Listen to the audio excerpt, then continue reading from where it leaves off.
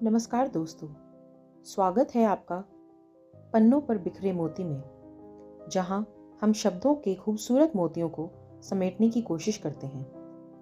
यहाँ आपको मिलेगी कहानियाँ, कविताएं और जिंदगी के अनमोल अनुभव। आइए शुरू करते हैं एक नई कहानी, बरसात।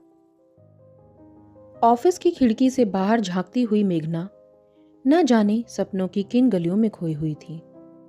उसकी आंखें सामने लगे नीम के पेड़ को एकटक घूर रही थीं। पेड़ की नन्ही पत्तियों पर गिरती तेज बारिश की बूंदें उसके कोमल दिल में पायल के घुंघरुओं की तरह बज रही थीं। मेघना के लिए यह एहसास नया नहीं था। उसके होठों के किनारों पर शरारती मुस्कान बिखर गई। बेटा धीरे भागो, गिर जाओगी। पापा ने प्यार से नन्ही मेघना को आवाज दी। पापा, मैं प्रीति के घर खेलने जा रही हूँ, थोड़ी देर में वापस आ जाऊंगी। पार्क में दोनों सहेलियां नीम के पेड़ से लटके झूले पर लकड़ी की पटरी लगाकर बैठ गईं। जब एक झूलती तो दूसरी ताली बजाकर उसका उत्साह बढ़ाती। फिर दोनों झूले पर खड़ी होकर गाना गुनगुनाती। शायद यही वो निश्चल मासूमियत है जिसे हम बड़े हो जाने पर याद करते हैं। मेघना और प्रीति बचपन की सहेलियां तो नहीं थीं, पर उनकी दोस्ती इतनी गहरी थी कि दोनों एक दूसरे के बिना कोई काम नहीं करती थीं। खाना पीना, खेलना कूदना सब साथ ही करती थीं, मानो एक दूसरे से अलग ना होने की कसम खाई हो दोनों ने। प्रीति की मम्मी मेघना की मम्मी से कई बार मजाक में कहती, बहन जी, इनके लिए तो दूल्हे भी एक साथ ढूंढने पड़ेंगे, ये दोनों तो अलग नहीं होंगी। जवाब में मेघना की मम्मी भी हंसकर कहती, इनकी शादी एक ही घर में करवा देंगे बहन जी। और सब हंसने लगते। शादी की बातें सुनकर दोनों सहेलियां शर्माकर भाग जाती। समय इसी तरह गुजरता गया।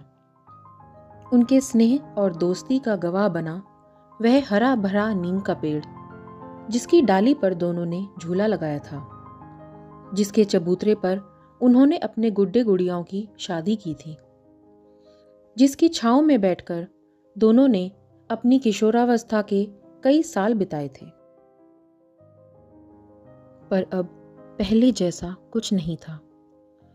ना ही वो मस्ती भरे दिन बचे थे और ना ही बेवजह ठहाके लगाकर लोटपोट होता हुआ वो बचपन बाकी रह गया था। बची थी तो बस काम की भागदौड़ में खुद को भूल जाने वाली निरंतर बहती जिंदगी, जो बस नाम के लिए ही जिंदगी थी। उसकी सांसें तो जवानी में कदम रखते ही कब की खत्म हो चुकी थी। मैडम, बारिश रुक गई है, आप घर जा सकती हो। अचानक मेघा के कानों में ऑफिस के गार्ड का कड़क स्वर गूंजा। वह मानो किसी गहरी नींद से जागी हो।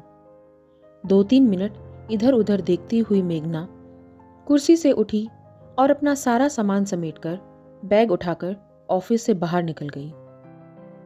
बारिश रुक चुकी थी और उस नीम के पेड़ की ताजी धुली पत्तियों से पानी की बूंदें टपक रही थीं और उन बूंदों में बह रहा था सलोना बचपन, जिसे जवानी की भागदौड़ ने अपने आंचल में समेट लिया था।